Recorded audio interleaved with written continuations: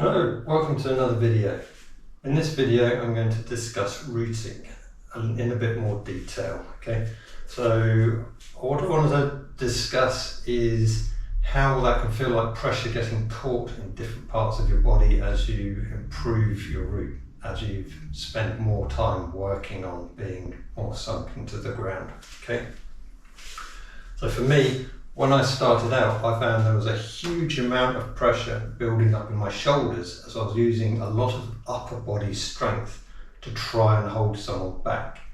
And as I've relaxed off over the years, that pressure has travelled from my shoulders down into my spine and then lower down into the hip area, and you can feel this pressure build up when you're pushing with someone. You can feel where that's actually built up, and that's where you want to be paying all your attention, is where that pressure is while you're pushing with someone. If they're giving you a bit more pressure, fantastic. Just if you need to ask them to slow down and just hold that pressure, that's great. Just use that pressure to try and find out where it's tying up in your spine. It's either going to be in your shoulders or around the back of your neck as it drops down your spine into your hips. Can you drop it further down into your legs?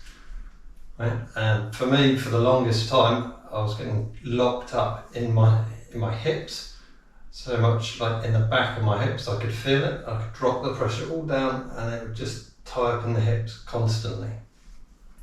So there's a couple of visualizations I've got to try and help you identify how to let the pressure through.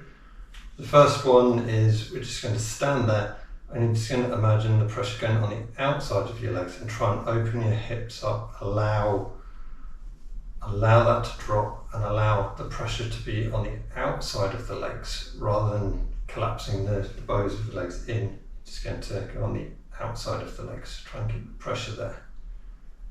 Okay. And another visualization I've been using a lot is like you have two perfectly spherical bowls, so one being your top half and the other half being like lower down on your hips, and they're perfectly flush with each other, and there's a tiny hole in the center of both bowls, and your pressure is trying to flow down from the top bowl through the bottom bowl and down into your legs.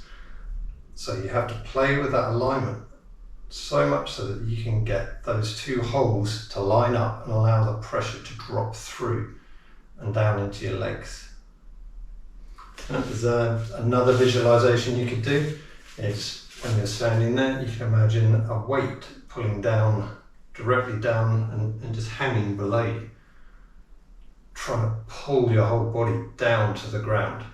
Again, spread the weight on the outside of your legs, just allow it to drop down and just try and find that most comfortable place where that weight can feel well distributed,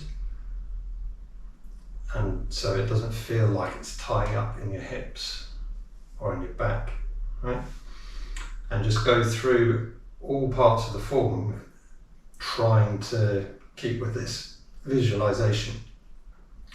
And like even breathing in, breathing out changes the alignment of the hips and the chest and the stomach.